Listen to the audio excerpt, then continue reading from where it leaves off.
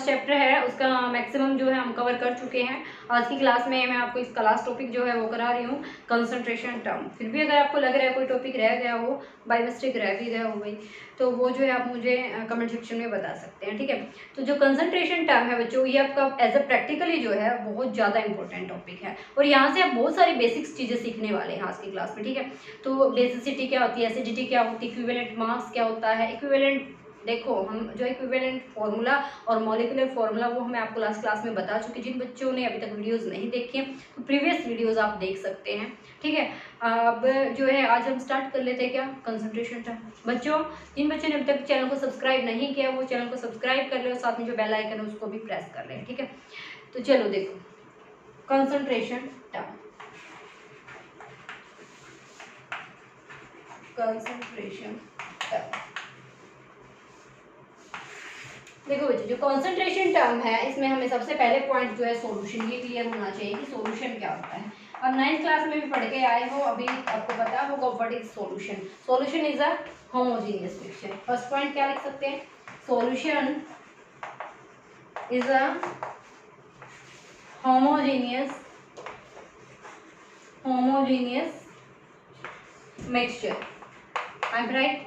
ये जो हमारा क्या रहेगा कि होमोजेनियस मिक्सचर रहेगा, इसके पार्टिकल्स का साइज क्या रहेगा बच्चों, क्या रहेगा, लेस देन 1 नैनोमीटर, ठीक है। 1 नैनोमीटर से इसका क्या रहेगा, पार्टिकल्स का साइज स्मॉल रहेगा। अब देखो जो सॉल्यूशन हमारे यहाँ पे होमोजेनियस है, इस सॉल्यूशन में आप 2 टर्म्स को स्टडी करते हो। First one is solute and second one is solvent. Solute क्या होगा बच्चों, लेसर इन क्वांटिटी, वो हमारा क्या रहेगा सोल्यूट। ये क्या रहेगा, लार्जर इन क्वांटिटी, ये हमारा क्या हो जाएगा, सॉल्वेंट। क्लियर है। अब जो सॉल्यूट और सॉल्वेंट को दोनों को जब आप मिक्स करेंगे तो आपको जो एक सॉल्यूशन रेडी करना है, वो सॉल्यूशन जो आपका होमोजेनियस होना चाहिए बच्चों। जैसे आप क्या करते हैं, शुगर को वाटर में डिसॉल्व करते हो तो sugar behave like as a solute and water like a solvent, ठीक है। अगर आप सॉल्ट प्लस वाटर का सॉल्यूशन रेडी करते हैं, salt as a solute and water as a solvent, understand. तो देखो सॉल्यूशन की जो और भी बहुत सारी प्रॉपर्टीज होती हैं, आप इनको जो है किसी भी मेथड से केमिकली और फिजिकली जो है आप इनको सेपरेट नहीं कर पाते। फिर भी फिजिकली आप इनको नहीं करते, बट केमिकली आप अगर टेम्परेचर और प्रेशर में चेंज करें तो हम इनको थोड़ा बहुत सेपरेशन कर भी सकते हैं, ठीक है।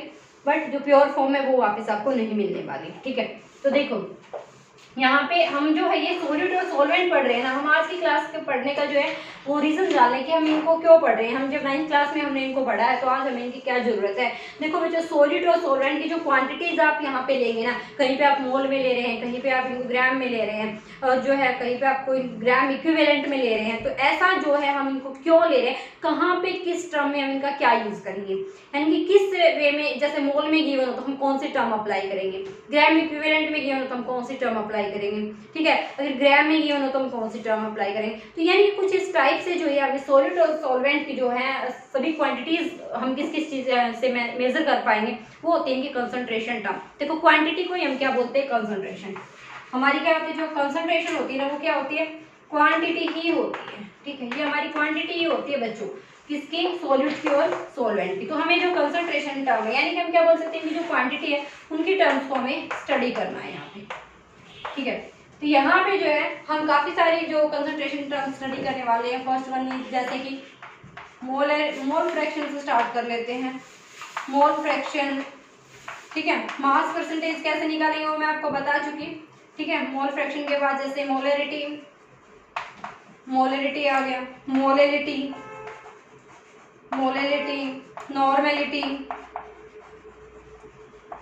नॉर्मेलिटी हो गया, स्ट्रेंथ भी, ठीक है। और पार्ट पर मिलियन, ये बहुत सारे टर्म्स है जो हमें यहाँ पे 1 बाय 1 आज देखनी होंगी, ठीक है। तो चलो आज क्लास स्टार्ट कर लेते हैं। So there is a first concentration term, क्या, मास परसेंटेज में एक बार दोबारा से बता देती हूँ बच्चों, मास परसेंटेज, ठीक है।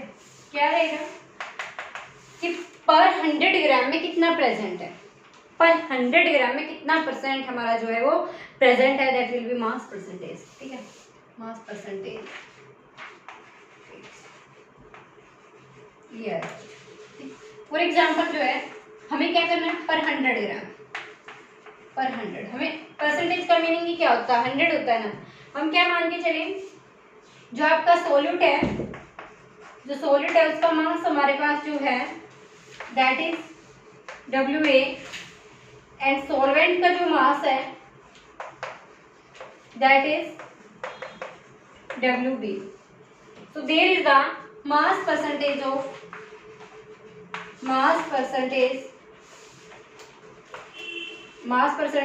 A will be equal to, किसके इक्वल होगी बच्चों, WA by WA plus WB into 100, इतना परसेंट आएगा। ठीक है, जो भी आए। अगर हमें क्या करना है, मास परसेंटेज ऑफ B यानी कि सॉल्वेंट, तो यहाँ पे आपका क्या आएगा, WB by WA plus WB will be multiplied by 100 equal to, जितना परसेंटेज आएगा वो हमारा क्या रहेगा, सॉल्वेंट का। ठीक है, ऐसे ही आप वॉल्यूम परसेंटेज भी निकाल सकते हो। ठीक है, वॉल्यूम ऑफ ए, देखो वॉल्यूम का देख लीजिए, अगर हम सॉल्यूट की बात करें, उसका वॉल्यूम दे रखा है तो उसको VA से डिनोट कर लेंगे। सॉल्वेंट की बात करें, उसका वॉल्यूम दे रखा है तो उसको हम VB से डिनोट कर लेंगे।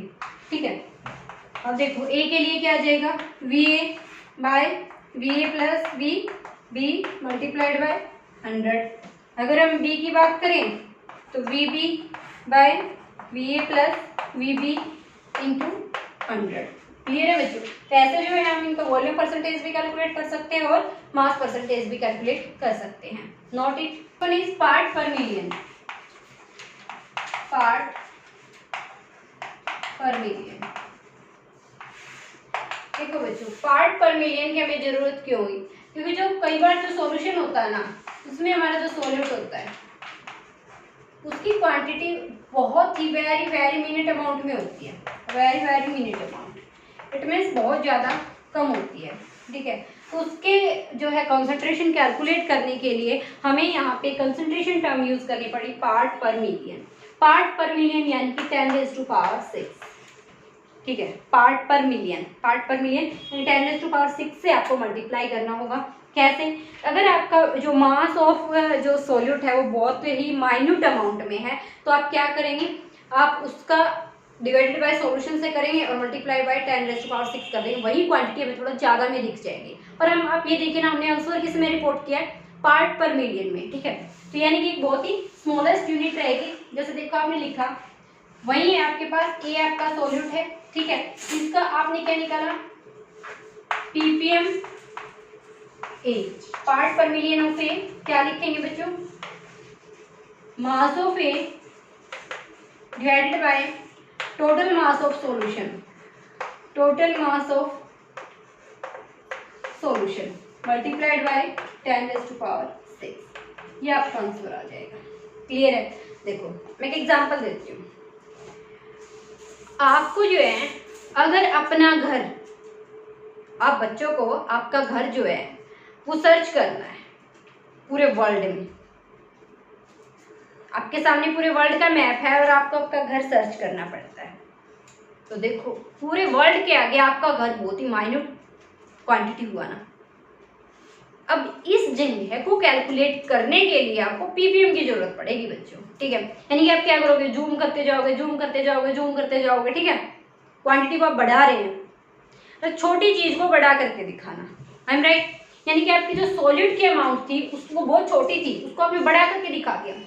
अगर वहीं आपके घर के पास ये बोल दिया जाए कि पीपल का पेड़ है, कोई स्कूल है, कोई बैंक है, कुछ ऐसा बोल दिया जाए तो इट मीन्स इजीली हमें मिल जाएगा। बट अगर वर्ल्ड पे आपका घर ढूंढने के लिए बोला जाए तो दैट्स नॉट पॉसिबल ना, उसको हमें क्या करना पड़ेगा, उसको जूम करते जाओगे आप।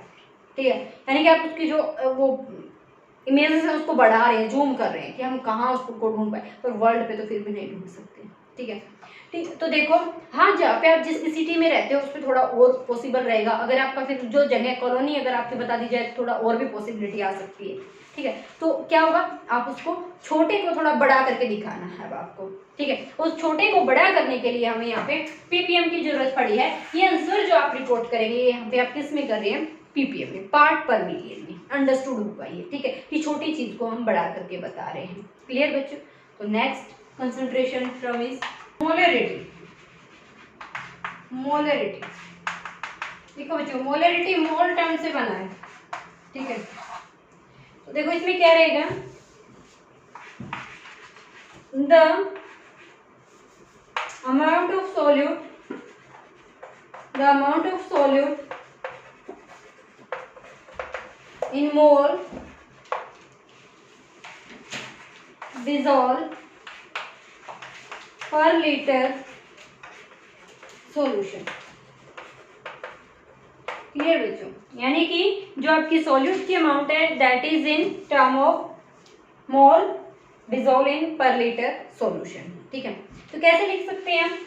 जैसे आपने फॉर्मूला लिखा, मोलरिटी को हम जो कैपिटल एम से सिंबलाइज करेंगे, capital M is equal to mole of solute, mole of solute by volume of solution in litre. अगर यही आपका वॉल्यूम ऑफ सॉल्यूशन जो है एमएल में या सेंटीमीटर क्यूब में दे रखा हो तो हम क्या करेंगे, मोल of solute, mole of solute divided by volume of solution in ML multiplied by 1000। ऐसा आंसर रिकॉर्ड करना होगा।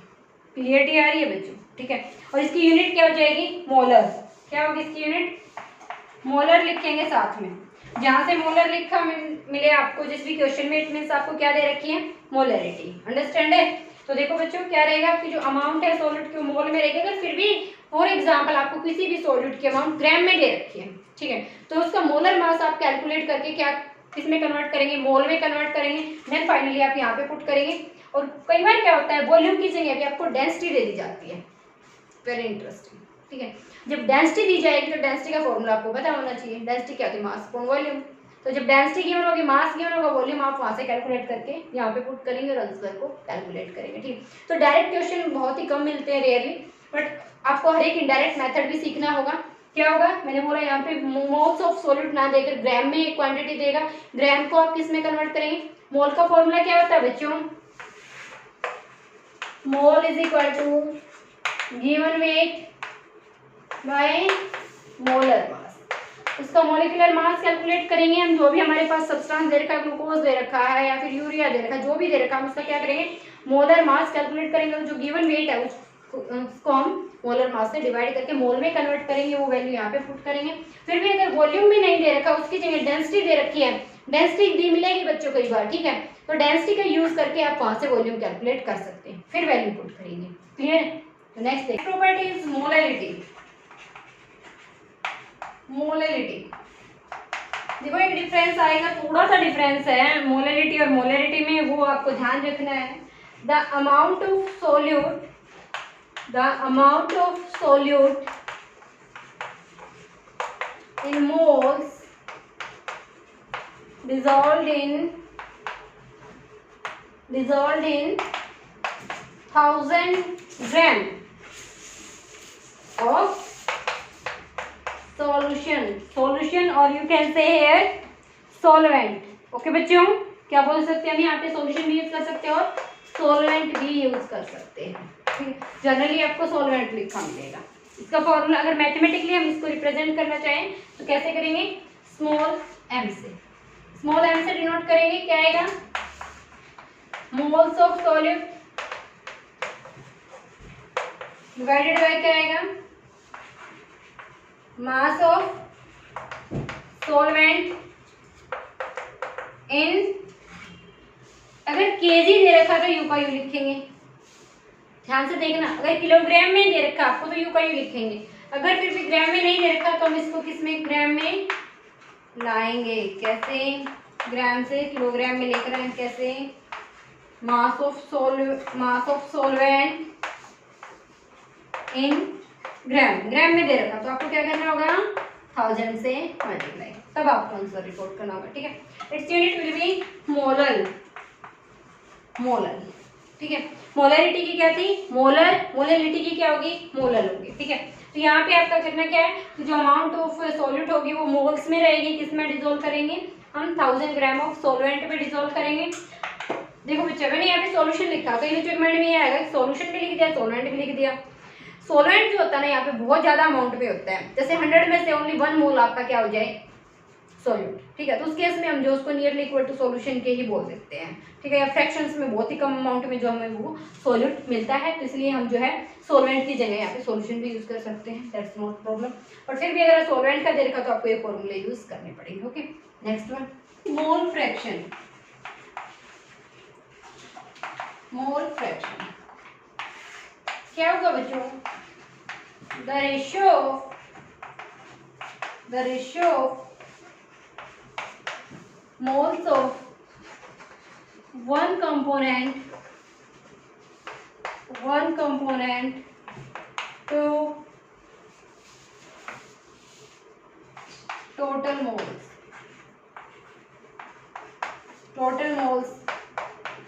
present in solution। क्लियर बच्चों, क्या आपको जो क्या करना है रेशियो निकालना है किसका, एक कंपोनेंट का किससे डिवाइड कर देंगे total moles of the solution से हम डिवाइड कर देंगे। फॉर एग्जांपल आपको निकालना है, जैसे हम वही बात कर लेते हैं बच्चों, क्या सॉल्यूट के लिए हम किस टर्म को यूज करें ए, सॉल्वेंट के लिए हम किसको यूज कर लेते हैं B.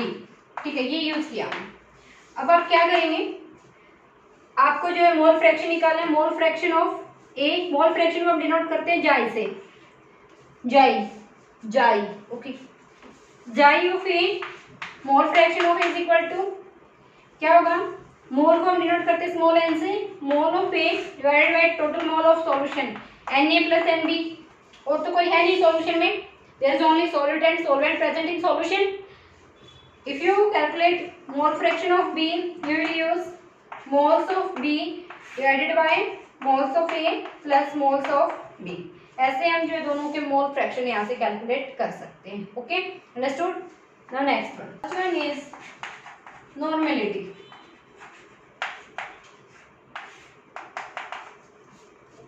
The number of gram equivalent of solute dissolve per liter solution। Clear. अब देखो बच्चों पॉइंट ये है कि ग्राम इक्विवेलेंट ऑफ सॉल्यूट ये क्या होता है, इक्विवेलेंट मास आपने इक्विवेलेंट फॉर्मूला कैलकुलेट किया था ना, उसी से हम उनका इक्विवेलेंट मास निकाल लेंगे। ठीक है, जैसे देखो चलो हम ग्राम इक्विवेलेंट का फॉर्मूला लिख लेते हैं पहले। ग्राम इक्विवेलेंट क्या होगा, ग्राम इक्विवेलेंट ऑफ सॉल्यूट क्या लिखेंगे हम, mass of solute divided by क्या होगा बच्चों, डिवाइडेड बाय इक्विवेलेंट मास, उसका इक्विवेलेंट मास लिख देंगे। ठीक है, चलिए इक्वेशन पे अप्लाई करके देख लेते हैं। ठीक है, आपको पता लग जाएगा। पहले इसका फॉर्मूला आपको देख ले बच्चे, वो जो नॉर्मेलिटी होगी उसको हम कैपिटल एन से सिंबलाइज करेंगे। क्या होगा इसका formula, number of gram equivalent solute divided by क्या आ जाएगा, volume of solution in litre. आप यूनिट का ध्यान नहीं रखते, यूनिट का ध्यान रखना पड़ेगा। अगर यहाँ पे ml में दे रखा हो तो क्या फॉर्मूला हो जाएगा, number of gram equivalent solute divided by क्या आएगा, volume of solution in ml multiplied by क्या आ जाएगा बच्चों 1000। क्लियर है, तो ये नॉर्मेलिटी का फॉर्मूला होगा। अब हम ग्राम इक्विवेलेंट पे देखो बच्चों पॉइंट ये है कि आपको ये समझ आना चाहिए कि ग्राम इक्विवेलेंट कैसे अप्लाई करेंगे हम। ठीक है, न्यूमेरिकल देखते हैं उसके लिए, इक्वेशन देख लेते हैं। Calculate normality of a given solution solution containing 31.5 gram of hydrated oxalic acid,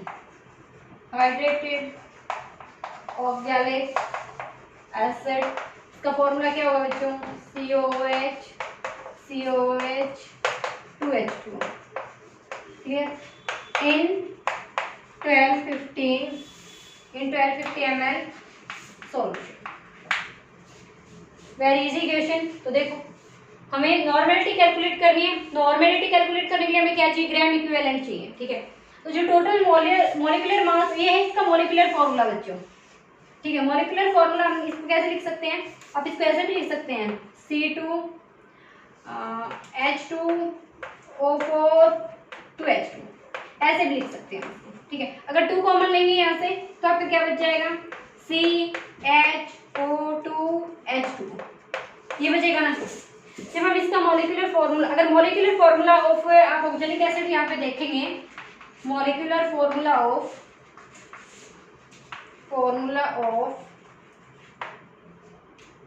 molecular formula नहीं, मॉलिक्यूलर मास चाहिए जो हमें, molecular mass of oxalic acid, तो वो हमारे पास आएगा कितना? 126। ठीक है, हमें तो इक्विवेलेंट चाहिए। इक्विवेलेंट के लिए क्या कर देंगे? हमें तो इसका चाहिए ना, यानी कि इसको 2 से डिवाइड कर देंगे। 2 से डिवाइड करेंगे कितना आएगा? 63। ये क्या है हमारा? Equivalent mass. ठीक है, किसका? हाइड्रेटेड ऑक्जेलिक एसिड का। अब आपको जो गिवन वेट है सोल्यूट का वो कितना दे रखा बच्चों? गिवन वेट ऑफ सोल्यूट ये हमें दे रखा कितना?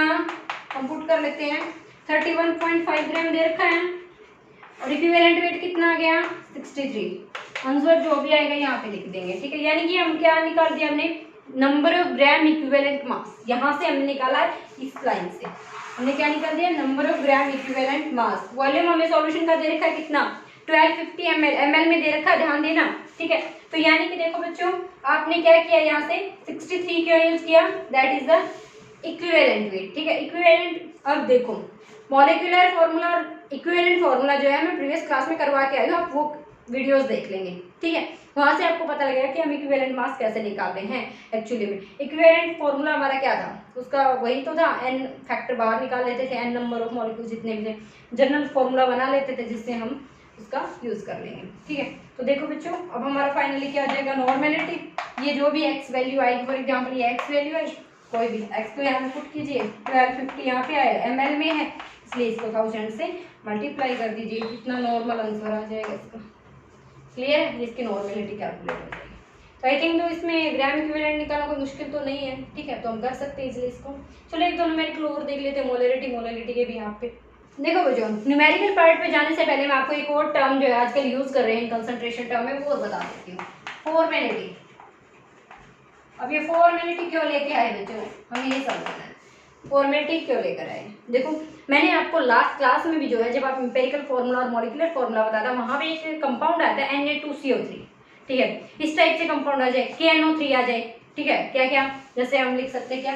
Na2CO3 आ गया हमारे पास, KNO3 आ गया, NaCl आ गया, यानी कि इस टाइप से जो सॉल्ट होंगे इनका क्या इक्विवेलेंट मास निकालेंगे आप? नहीं निकल पाई ना। तो इनका आपको क्या करना है? सेपरेटली एक एक एलिमेंट का मास निकालकर टोटल वेट निकाल लेना है। ठीक है, टोटल वेट कर लेना है। अंडरस्टैंड? जब तो ये है इस टाइप के फॉर्मूले के लिए है ये टर्म, कंसंट्रेशन टर्म जो फॉर्मेलिटी किसके लिए? इस टाइप के जो कंपाउंड्स हैं इनके लिए है। तो वही नॉर्मेलिटी के फॉर्मूले में पुट करना है, कुछ नहीं है, नंबर ऑफ ग्राम इक्विवेलेंट के लिए यहाँ पे क्या आएगा? Gram formula mass. ठीक है, divided by total volume of solution. वो आप किस में ले सकते हैं? लीटर में लेंगे तो यहाँ पे मल्टीप्लाई 1000 नहीं होगा। अगर आपने यहाँ पे क्या लिया? ml में लिया तो आप क्या करेंगे? 1000 से मल्टीप्लाई। ठीक है, सेम वही है, नॉर्मेलिटी का ही कॉन्सेप्ट है, बस वहाँ पे नॉर्मेलिटी जो हम अप्लाई कर रहे थे किसके लिए? जिसका हम इक्विवेलेंट मास निकाल सकते हैं। पर जिनका हम इक्विवेलेंट मास ही नहीं निकाल पा रहे तो उसके लिए हम क्या करेंगे? फॉर्मेलिटी यूज कर लेंगे। अब उसको फॉर्मली हम हैंडल करेंगे। ठीक है, तो आप देखते हैं न्यूमेरिकल देख लेते हैं बच्चों। ठीक है, solution prepared by using, by dissolving भी लिख सकते हैं यहाँ पे, बाय डिजोल्विंग भी हम यूज कर सकते हैं। 18.25 gram of NaCl in distilled water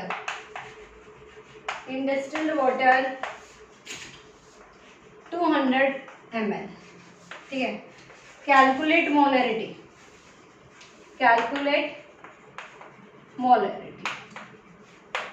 ये निकालना हमें। तो देखो बच्चों, हमें क्या करना पड़ेगा, मोल्स ऑफ सॉल्यूट निकालने पड़ेंगे पहले। मोल्स ऑफ सॉल्यूट कौन है यहाँ पे, NaCl ज्यादा क्वांटिटी में, कौन है वोटेड, वो कम क्वांटिटी में। तो मोल्स ऑफ सॉल्यूट हम कैसे निकालेंगे बच्चों, ये आ जाएगा आपका कितना 35, 36 और 23, 40। चलो देखते हैं, मोल्स ऑफ सॉल्यूट आप निकालेंगे कितना 18.25 ग्राम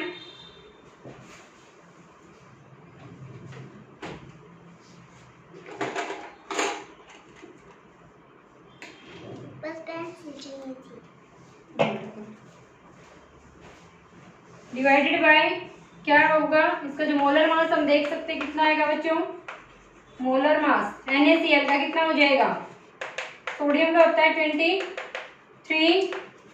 Cl का होता है कितना 35.5, कितना हो जाएगा 58.5 ग्राम, ये इसका मोलर मास हुआ।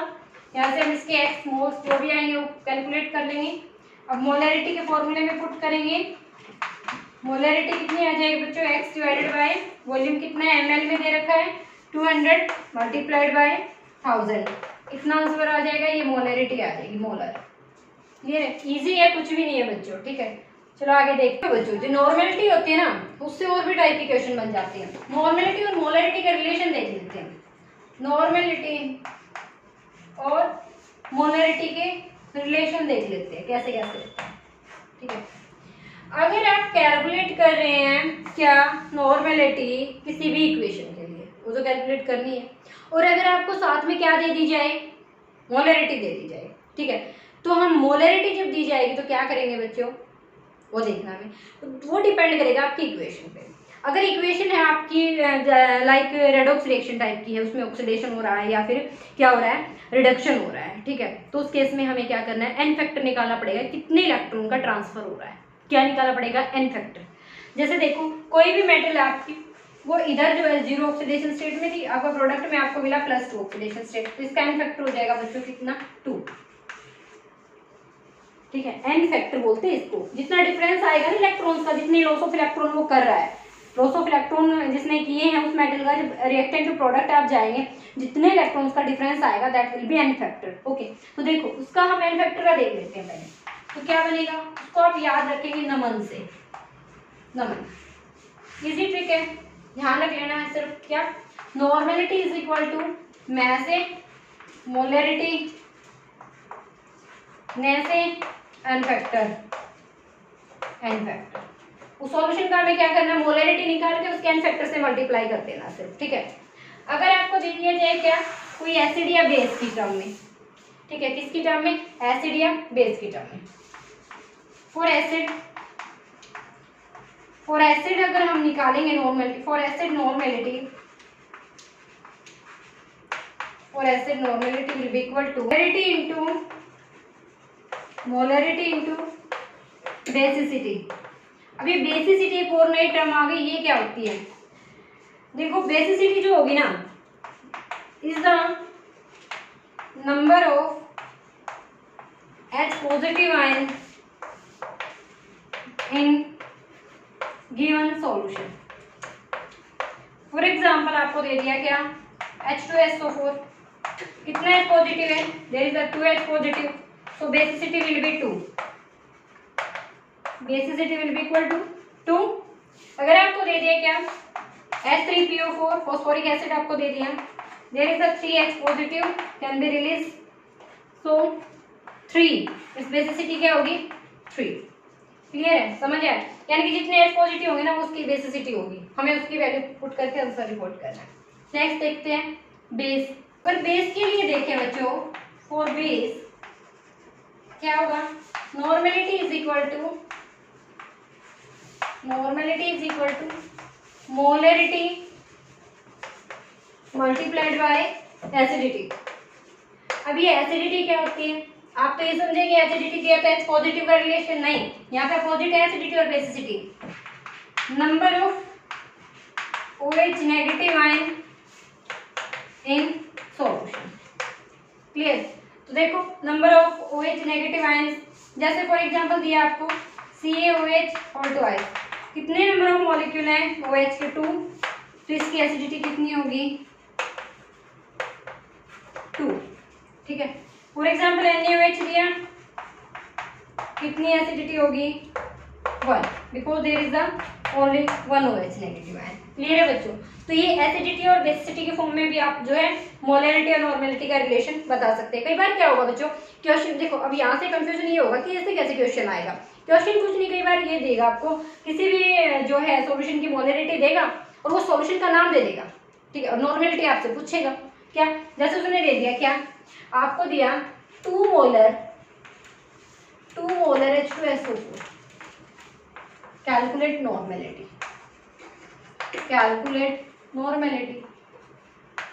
तो देखो जब तक आपको रिलेशन नहीं पता होगा कि मोलर का यहाँ से कैसे क्या रिलेशन निकाले, प्रॉब्लम आएगी। तो देखो कितना इजी है, यहाँ से n is equal to molarity 2 into n factor कितना है बच्चों 2H पॉजिटिव है ना, n फैक्टर नहीं, क्या है इसकी बेसिसिटी, ठीक है, तो 2 से मल्टीप्लाई कर देंगे, कितने से मल्टीप्लाई कर देंगे 2 से, कितना आंसर आ जाएगा 4 नॉर्मल। क्लियर है, वेरी इजी। अगर आपको ये क्वेश्चन ये फॉर्मूलाज अगर ध्यान रहेगा ना तो क्वेश्चन मिनटों में सोल्व करेंगे आप, ठीक है बच्चों। तो देखो बच्चों आज की क्लास में इतना ही, और जो मैंने कंप्लीट फर्स्ट चैप्टर जो है कम्प्लीटली ऑलमोस्ट मैं कंप्लीट कर चुकी हूँ, फिर भी अगर कोई टॉपिक रहता है तो आप मुझे कमेंट सेक्शन में जरूर दें। Next chapter that is very interesting, structure of atom. यहाँ से अब स्टार्ट हो रही है हमारी केमिस्ट्री, जो रियल में केमिस्ट्री है, ठीक है, ये बेसिक यूज है हमारी केमिस्ट्री जो अभी तक हम पढ़ रहे थे फर्स्ट चैप्टर में, तो वो मैं जल्दी ही स्टार्ट करती हूँ। बच्चों वीडियो को ज़्यादा से ज़्यादा शेयर करें, और जिन बच्चों को वीडियो पसंद नहीं आ रही ना तो मुझे कमेंट सेक्शन में प्लीज़ लिख दें कि ये प्रॉब्लम आ रही है, हमें इस वजह से क्लियर नहीं हो रहा, ठीक है। और जिन बच्चों ने अब तक चैनल को सब्सक्राइब नहीं किया चैनल को सब्सक्राइब कर लें और साथ में बेल आइकन को भी प्रेस कर लें। आज के लिए इतना ही, थैंक यू सो मच।